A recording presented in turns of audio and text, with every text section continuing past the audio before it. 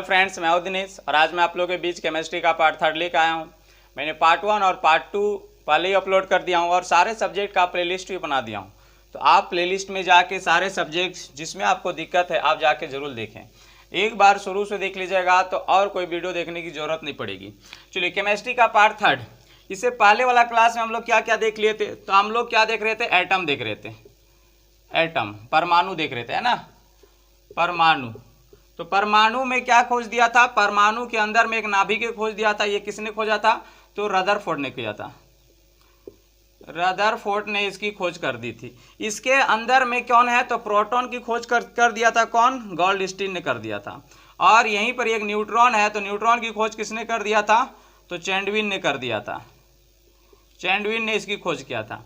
और बाहर कक्षा में इलेक्ट्रॉन घूम रही है, ये किसने बोला था और किसने खोजा था? तो ये खोज दिया था जे थॉमसन ने। तो ये सारे हम लोग पिछले क्लास में ही देख लिए। इसकी भार की बात करें कि प्रोटॉन की भार क्या होती है, इलेक्ट्रॉन की भार क्या होती है, तो भार भी हम लोग पिछले क्लास में देख लिए थे।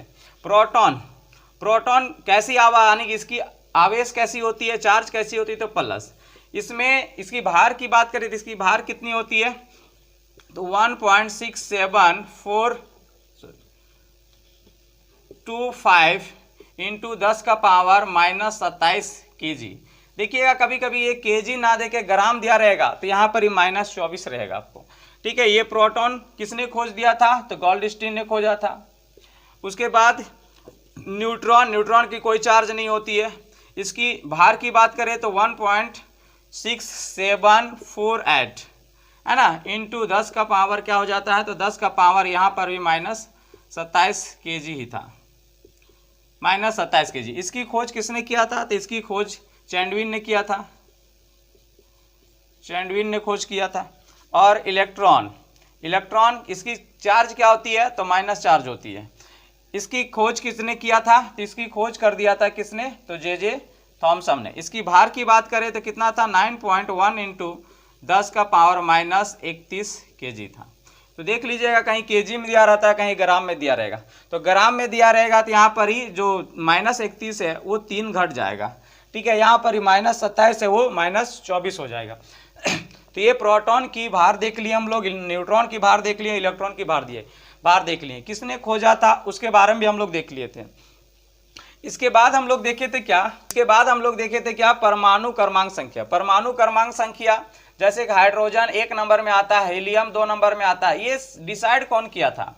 तो बताया गया था कि जिस तत्व के अंदर जितना प्रोटॉन होगा उतना नंबर पे आके बैठेगा, है ना। इसके बाद हम लोग बोरबरी का नियम देखे थे। बोरबरी का नियम क्या था? बोरबरी का नियम जो आधारित था वो कक्षा पे था। कक्षा पे, है ना। किस पर आधारित था? कक्षा पे, सेल पे आधारित था। ठीक है, इसने कक्षाओं का नाम दे दिया था कि ये हमारा प्रोटॉन का नाभिक है, तो इसके बाहर वाले ये नाभिक में कौन कौन है? प्रोटॉन और न्यूट्रॉन। लेकिन इसके बाहर में जो घूम रहे हैं वो कौन कौन घूम रहे हैं? तो इलेक्ट्रॉन घूम रहे हैं। तो कौन से कक्षा में कितना इलेक्ट्रॉन घूम रहा है उसके बारे में ये जानकारी दिया। तो पहली कक्षा का नाम दिया था K, दूसरी कक्षा का L, उसके बाद M और N कक्षाओं का नाम दिया था। इसमें बोला था कि 2 इलेक्ट्रॉन घूमेगा, इसमें 8, इसमें 18 और इसमें 32 इलेक्ट्रॉन घूमेगा। ये किसने बोला था? बोरबरी ने बताया था। ठीक है, बोरबरी ने इसका एक सूत्र दिया था 2n²। या n क्या है? तो n यानी कि कक्षाओं की संख्या थी। ये 1 नंबर, ये 2 नंबर, 3, 4। अगर ये भूल जाइएगा तो आप ये सूत्र याद रखिएगा तो समझ में आ जाएगा। जैसे k कक्षा में कितना होगा? तो 2 गुना k 1, तो 1 का स्क्वायर, तो 2 एकम 2 हो जाएगा। उसी तरह 2 गुना L कक्षा दूसरे नंबर में आता, तो 2 का स्क्वायर, तो क्या हो जाएगा? 2 दूनी 4 गुना 2, तो 8। तो इस तरह से आप निकाल सकते हैं। तो ये बोरबरी ने जो सिद्धांत दिया था वो किस पर दिया था? तो कक्षा पे दिया था। तो क्वेश्चन बोलेगा कि बोरबरी का सिद्धांत किस पर आधारित है? तो कक्षा पे आधारित है। उसके बाद हम लोग एक और देखे थे। क्या देखे थे? अफाबाउ का नियम, है ना। क्या देखे थे? अफाबाउ का नियम। अफाबाउ का नियम किस पर आधारित था? तो ये था उप कक्षा पे, है ना, सब सेल। ये सब सेल पे आधारित था। अफा बाऊ ने उप कक्षाओं का नाम दिया था, क्या दिया था? S P D F दिया था। S कक्षा में बोला 2 इलेक्ट्रॉन रहेगा, P कक्षा में 6, इसमें 10 और इसमें 14, 4 का अंतराल में दिया था ये, ठीक है। ये कितने अंतराल पे दिया था? तो 4 के अंतराल पे दिया था, ठीक है। ये देख लो 4-4 का अंतराल पे है। ये दोनों में F और D का कंडीशन था कि ये कितने कितने इलेक्ट्रॉन अपने घर में नहीं रखेंगे, तो 4 इलेक्ट्रॉन और 9 इलेक्ट्रॉन को इन लोग नहीं रखते हैं, ठीक है। इसका हम बताया था कि डी बोलता है हम अपने से एक कम या अपने से आधा से एक कम नहीं लेते हैं, तो अपने से एक कम 9 नहीं लेगा और अपने से आधा से एक कम 4 नहीं लेगा। उसी तरह एफ बोला था क्या कि अपने से एक कम, तो अपने इसका कितना है 14, तो 14 से एक कम नहीं लेगा, 13 नहीं लेगा, और आधा से भी एक कम नहीं लेगा। तो आधा से एक कम कितना होता है 7, और 7 से एक कम कितना हो जाएगा 6। तो ये 2 संख्या ये नहीं लेगा, ये हम पिछले क्लास में ही बता चुके थे, ठीक है। अफा बाहू के अकॉर्डिंग मैंने एक ट्रिक भी बताया था कि कैसे इलेक्ट्रॉनों को बांटना है। तो क्या बताए थे? 1s 2s 3s 4s 5s 6s ऐसे करके घर बना दिए थे आप लोग को, ठीक है। ये पहला कक्षा में कौन आता था? s, तो s का नाम दिए। उसके बाद S P D F, तो अब कौन आएगा? P आएगा। P कितना नंबर है? 2, तो 2 से स्टार्टिंग होगा, 2P हो जाएगा, 3P हो जाएगा, 4P 5P और 6P, इस तरह से बताए थे। उसके बाद फिर कितना D, तो D कितना नंबर से स्टार्ट होगा? 3 नंबर से, तो हो जाएगा 3D 4D 5D और 6D। उसके बाद F आ जाएगा, तो F कितना नंबर से है? 4 नंबर, तो 4 नंबर से स्टार्ट होगा, 4F 5F और 6F, इस तरह से बताए थे। और यहाँ से तीर लगा दिए थे।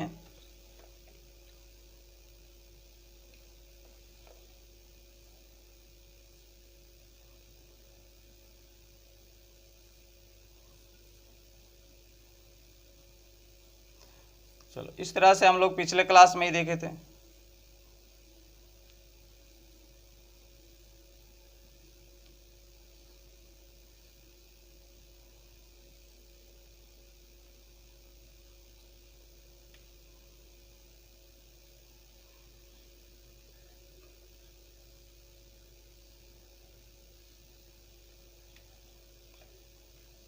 इस तरह से आप लोग भी बना लीजिएगा ताकि आसानी होगा।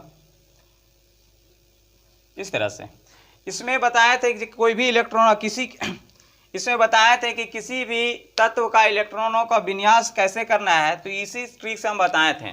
जैसे कि कोई भी इसमें बताया था कि कोई भी तत्व का इलेक्ट्रॉन को कैसे बांटना है, तो इसी ट्रिक से मैं पिछले क्लास में बताया था। जैसे कि अगर हम कोई भी तत्व ले लेते हैं, मान लेते हैं कि हम सोडियम ले लें 11 नंबर पे, तो ये हम लोग का ये देखो इलेक्ट्रॉन क्या है, जब तक ये देगा कि लेगा ये नहीं पता चलेगा तब तक प्रोटॉन और इलेक्ट्रॉन आपस में बराबर होते हैं। प्रोटॉन और इलेक्ट्रॉन आपस में बराबर होते हैं। पिछले क्लास में ही बता चुके हैं कि प्रोटॉन कैसे निकालना है, इलेक्ट्रॉन कैसे निकालना है। ये अगर नहीं देखे होंगे तो जाके देख लीजिएगा इसके बाद। चलो, तो यहाँ से हम पहले क्या लेंगे, हमारे पास 11 इलेक्ट्रॉन है अभी, तो हम यहाँ से पहले किसको पिकअप करेंगे, तो ये पहला तीर में कदम रखो, तो S1, उसके बाद दूसरा में 2S, उसके बाद तीसरा वाला में तो 2P मिलेगा, उसके बाद 3S मिलेगा, ठीक है। उसके बाद अगर इसमें चले जाएंगे तो क्या मिलेगा, 3P मिलेगा, उसके बाद क्या मिलेगा हमारा 4S मिलेगा। इतने ही से अभी हम लोग देख लेते हैं। उसके बाद हम लोग इलेक्ट्रॉन को बांटना शुरू किए थे, तो इसमें 2 इलेक्ट्रॉन, S घर में 2 इलेक्ट्रॉन, इसमें भी 2, 4 इलेक्ट्रॉन खत्म। ये P 6 लेता है तो 6, 10 इलेक्ट्रॉन खत्म, हमारे पास 11 था, तो इतना ही में आपका खत्म हो गया।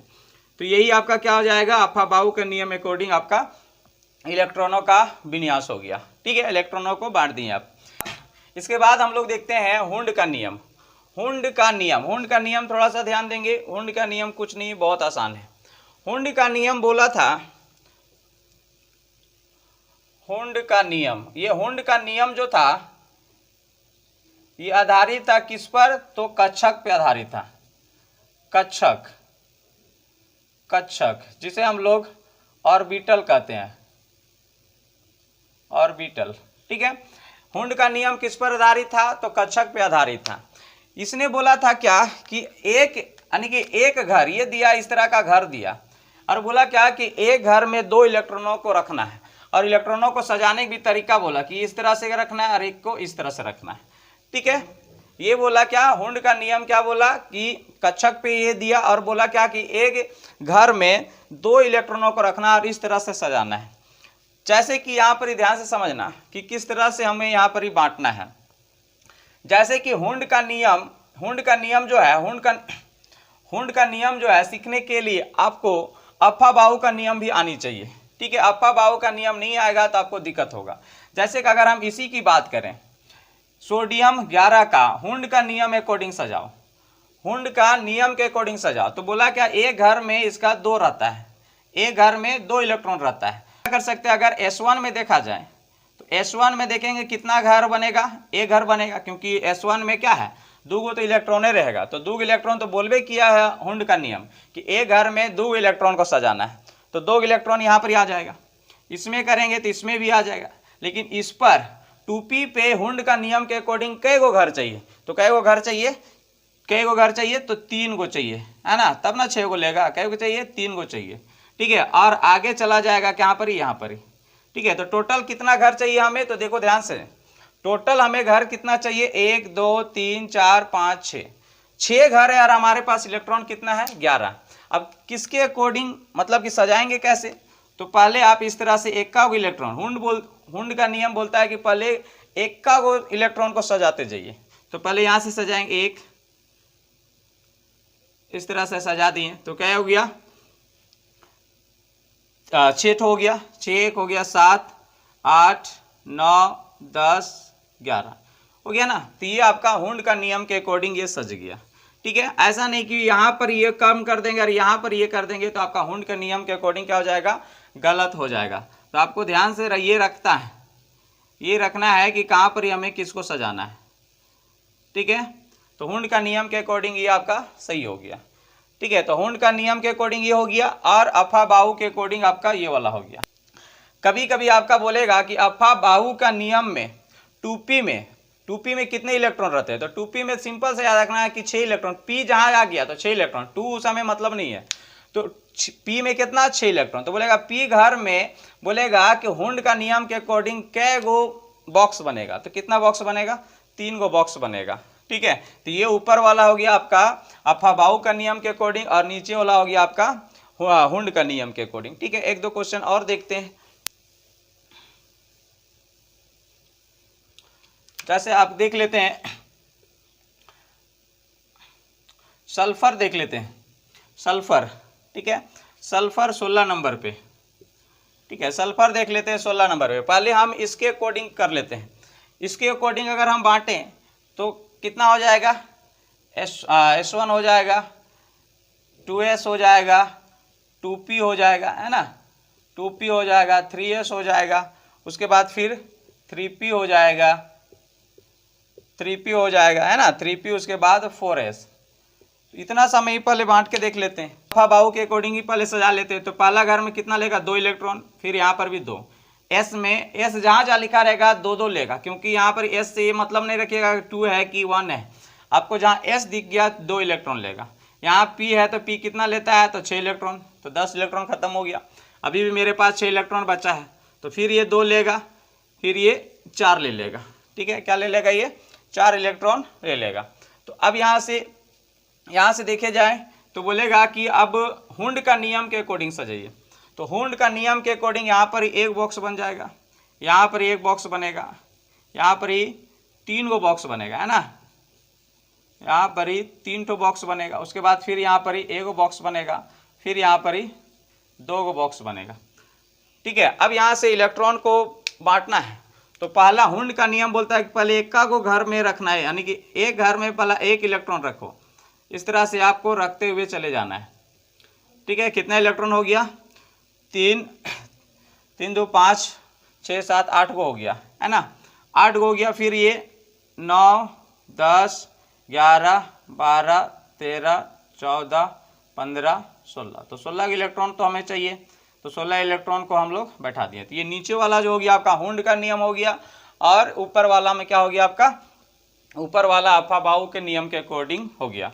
ये क्या, ये वाला को क्या कहा गया, तो ये वाला को कक्षक कहा गया, ऑर्बिटल, और ये वाला क्या कहा गया, उपकक्षा। तो उपकक्षा का सिद्धांत किसने दिया था, तो अफाबाउ ने दिया था। तो अभी तक हम लोग क्या देखें, तो कक्षा पे कक्षाओं का नाम क्या था, KLMN। ये किसने दिया था, तो बोरबरी ने, बोरबरी ने दिया था, है ना, बोरबरी ने दिया था। उसके बाद उपकक्षाओं का नाम क्या था, SPDF। और ये किसने दिया था, तो ये दिया था अफाबाउ ने दिया था। तो अब देख लेते हैं कक्षक पे। कक्षक में बोला था क्या, कि एक घर में 2 इलेक्ट्रॉन को रखना है, समझ ना। ये किसने दिया था, तो ये दिया था हुंड, इसे हुंड का नियम कहते हैं, है ना, हुंड का नियम कहते हैं। इसमें बोला था कि 2 इलेक्ट्रॉनों को रखना है, सबसे पहले सब घर में एक इलेक्ट्रॉन को बांटना, उसके बाद फिर से आपको एक इलेक्ट्रॉन रिटर्न आपको बांटते चलना है। अगर आप अपने अनेक इलेक्ट्रॉनों को इस तरह से बांट दिए तो भी गलत हो जाएगा, या फिर आप इस तरह से भी बांट दिए तो भी गलत हो जाएगा। अगर आप इस तरह से और आपका इस तरह से भी बांट देंगे तो भी आपका क्या हो जाएगा, गलत हो जाएगा। तो आप सिर्फ ये वाला में करेंगे तो हुंड का नियम के अकॉर्डिंग वो सही होगा। तो ये 3 चीज़ आप लोग याद रखेंगे। कक्षाओं का नाम किसने दिया था, बोरबरी ने दिया था। उपकक्षा का नाम किसने दिया था, अफाबाउ ने दिया था, SPDF। और कक्षक बोला था बॉक्स में रखना है, और एक बॉक्स में 2 इलेक्ट्रॉन से ज़्यादा नहीं रखना है। आगे देखते हैं, आपको पूछ देगा कोर कक्षाओं की संख्या कितनी है, कोर कक्षाओं की संख्या कितनी, कोर कक्षा बन रही है इसमें। उसके बाद कोर इलेक्ट्रॉन पूछ देगा कि कोर इलेक्ट्रॉन कितनी है, कोर इलेक्ट्रॉन कितनी है। उसके बाद आपको पूछ देगा संयोजी इलेक्ट्रॉन,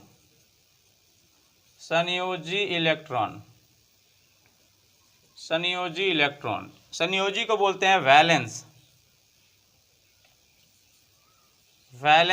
इलेक्ट्रॉन, है ना, वैलेंस इलेक्ट्रॉन पूछ देगा, वैलेंस इलेक्ट्रॉन इसमें कितनी है। उसके बाद आपको पूछ देगा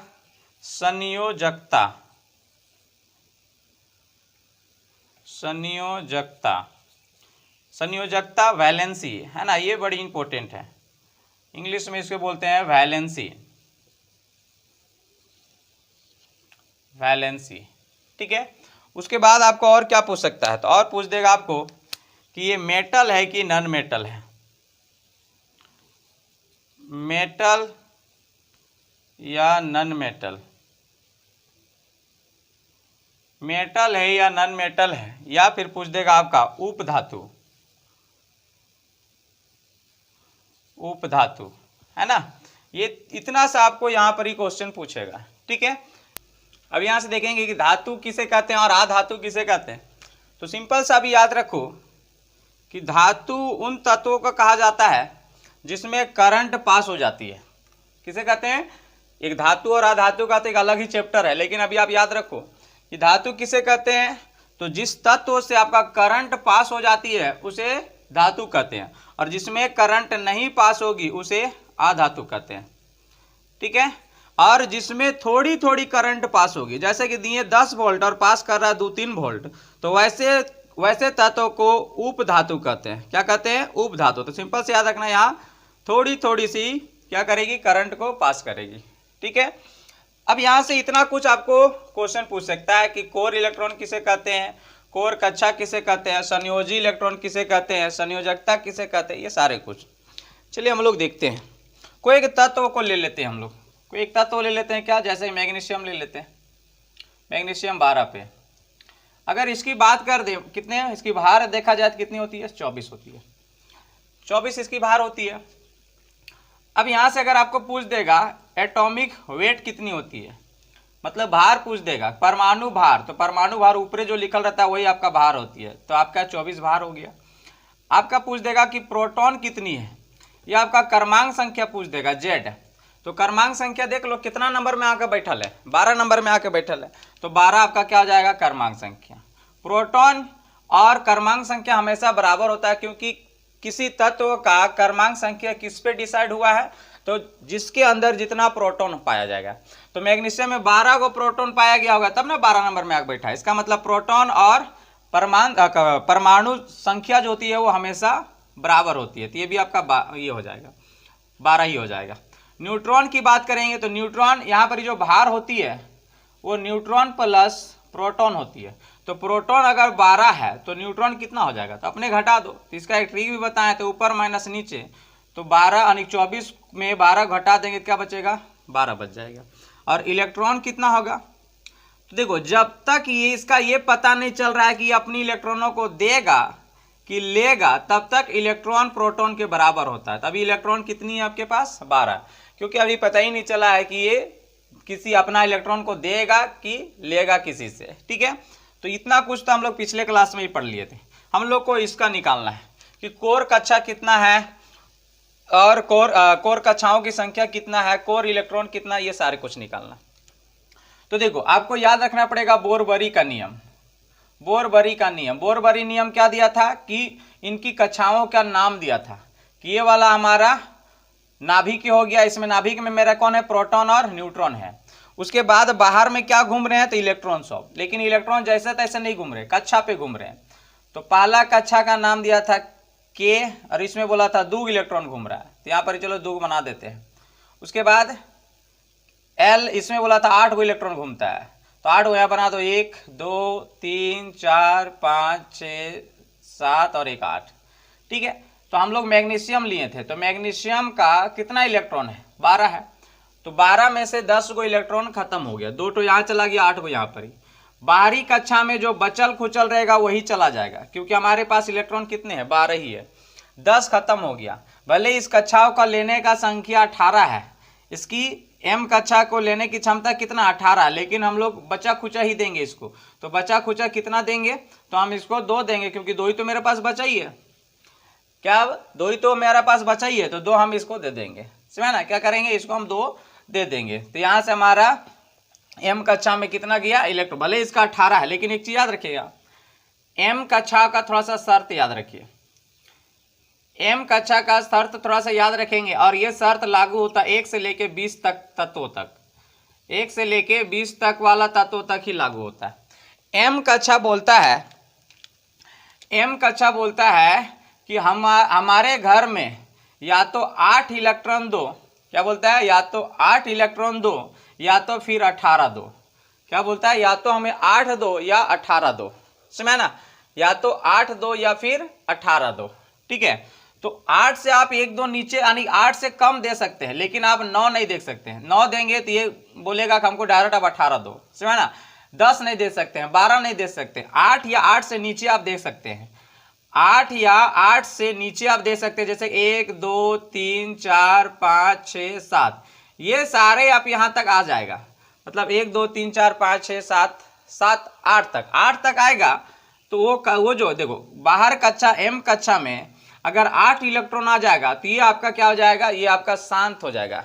ये फिर ना ही अपना इलेक्ट्रॉन को देने लगेगा और ना ही किसी से लेने लगता है। तो ये हम लोग पीछे आगे पढ़ेंगे, अभी सिर्फ यहाँ समझ लो। तो अभी हम लोग बाहर कक्षा में कितना चल गया, 2 चल गया। तो देखो बाहर वाला जो ऑर्बिट बनता है उसे बोलते हैं संयोजी कक्षा। क्या बोलते हैं इसको, संयोजी कक्षा। बाहर का जो इलेक्ट्रॉन मानी कि कक्षा बनेगा उसे संयोजी कक्षा कहा जाता है। तो संयोजी कक्षा की संख्या नहीं पूछेगा, क्योंकि हर एक में एक ही को बनबे करता है, क्योंकि बाहर में एक वो रहबे करे, भले 3 4 को लेंगे, लेकिन बाहर में जो रहेगा उसी को संयोजी बोलेंगे। ठीक है, इसमें संयोजी इलेक्ट्रॉन पूछ देगा कि संयोजी इलेक्ट्रॉन कितना है। तो बाहर वाला कक्षा में जितना इलेक्ट्रॉन रहता है उसे संयोजी इलेक्ट्रॉन कहा जाता है। तो इसके बाहर में कितना है, तो 2 ठो है, तो 2 हो जाएगा आपका संयोजी इलेक्ट्रॉन हो जाएगा। अब बाहर वाला छोड़कर जितना भी ऑर्बिट बना है सब क्या कहलाता है, तो कोर ऑर्बिट कहलाता है। क्या कहलाता है, कोर ऑर्बिट कहलाता है, कोर कक्षा। तो कई को बना ले, 2 को तो बना ले, देखो एक यहाँ वाला एक यहाँ वाला, तो 2 ठो हमारा जो हो जाएगा वो क्या हो जाएगा, कोर कक्षा। और ये कोर कक्षा में जितना इलेक्ट्रॉन होगा वो हो जाएगा कोर इलेक्ट्रॉन। तो अगर हम बात करेंगे कि कोर कक्षा कितनी है, तो कोर कक्षा हमारा 2 ठो है, क्योंकि 2 ही तो बना है, इसको काउंट नहीं करेंगे। ये तो आपका नाभिक है ना, ये आपका नाभिक है। नाभिक में कौन कौन है, प्रोटॉन और न्यूट्रॉन है। इसमें कोर इलेक्ट्रॉन की बात करेगा तो कोर इलेक्ट्रॉन कितना है, 8 गो और इसमें 2, 8 2 10 गो। ठीक है, यहाँ पर ही जो सबसे मेन है वो आपका सबसे इंपॉर्टेंट चीज है वो वैलेंसी। वैलेंसी का रूल आपको याद रखना है। तो पहला वैलेंसी का रूल आपको याद रखना है, ये कहता क्या है कि यदि आपका संयोजी कक्षा में संयोजी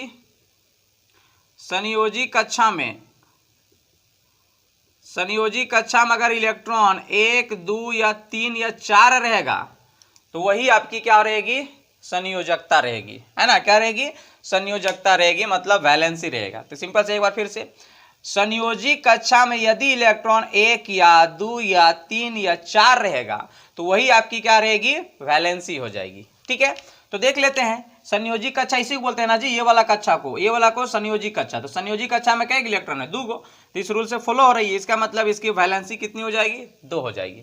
एक और रूल, अगर 1 2 3 4 ना रह के 5 6 7 रह गया तो क्या करेंगे। तो दूसरा रूल आपको याद रखना है,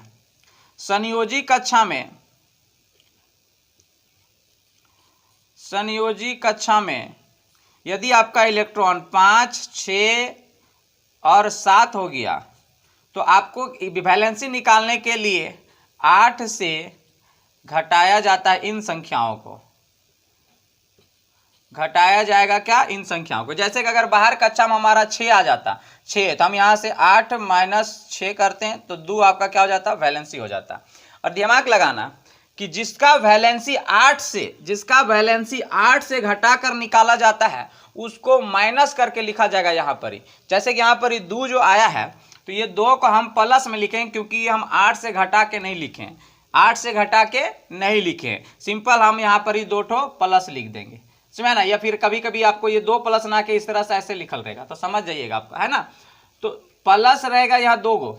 जब वैलेंसी जब 1 या 2 या 3 अगर आ गया और डायरेक्ट आया है, ये ना कि 8 से घटाकर, डायरेक्ट आएगा 1 2 या 3 या 4 आएगा तो प्लस करके लिखा जाएगा। ठीक है, लेकिन यही वैलेंसी अगर 8 से घटाकर लाया जा रहा है तो इसमें माइनस करके लिखा जाएगा। ठीक है, तो यहाँ वैलेंसी क्या करेंगे, तो हम लोग डायरेक्ट 2 आया है, 8 से घटा कर लाए नहीं है, इसीलिए वैलेंसी क्या हो जाएगी, 2 ठो प्लस हो जाएगा। अब धातु है क्या, धातु कैसे पता चलेगा।